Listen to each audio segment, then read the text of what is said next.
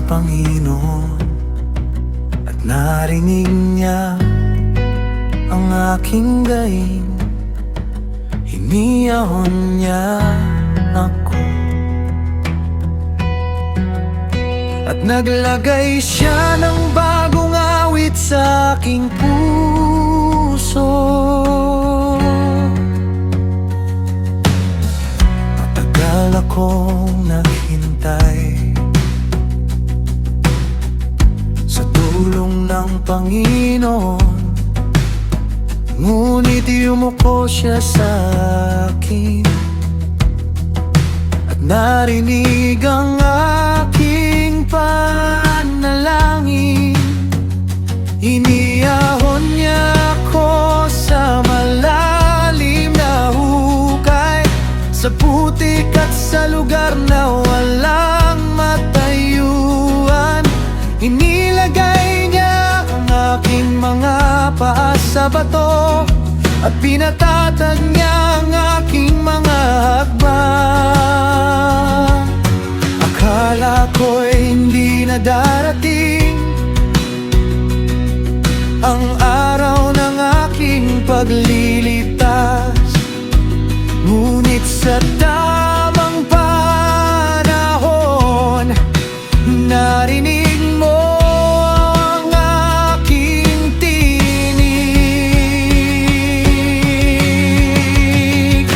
Naglagay ka ng bagong awit sa aking puso, awit ng papuri sa iyo.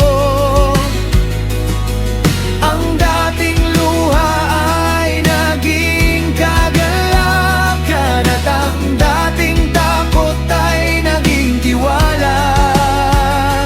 Naglagay ka ng bagong awit sa aking puso, marami ang makakakita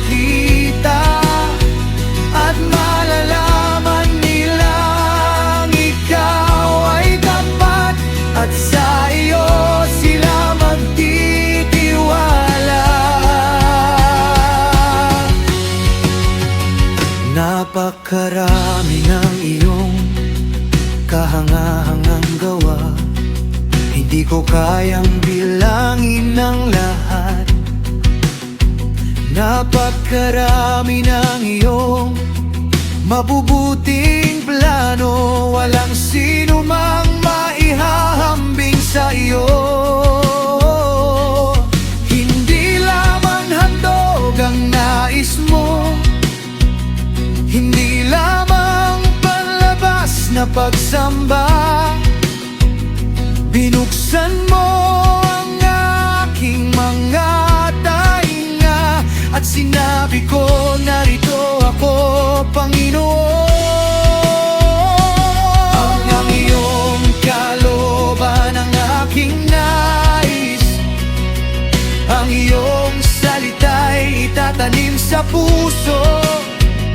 Hindi ko itatago ang iyong katapatan, ipapahayag ko ang iyong paglilitaw.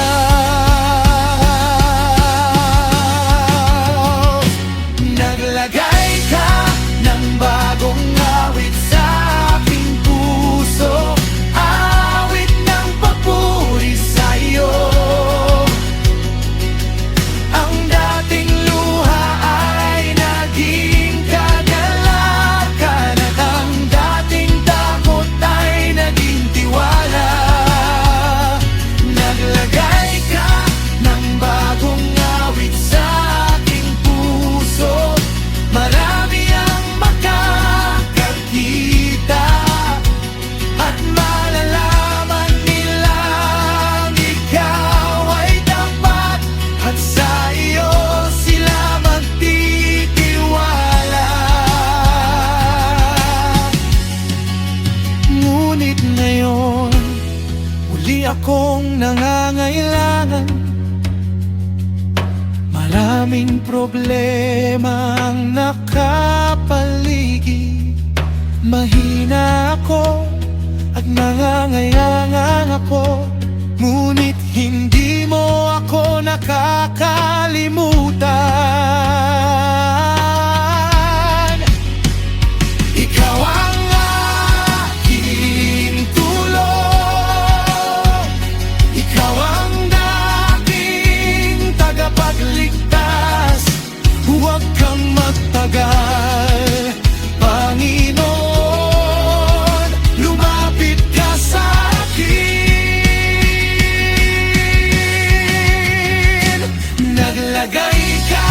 ng bagong awit sa aking puso at muli akong awit sa iyo. Kahit may unos sa aking paligid, hindi mawawala ang aking pag-asa. Naglagay ka ng bagong awit sa aking puso. Ikaw ang dahilan ng aking awit, mula sa hukay hanggang sa bato. Ikaw ang nagligtas sa akin. Purihin ka, dakila ka,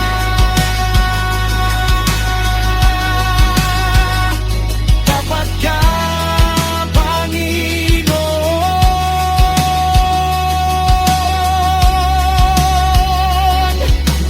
Bagong awit sa ating puso, naghintay ko, narinig mo ako, iniyahon mo ako, at ngayon awit ako para sa iyo.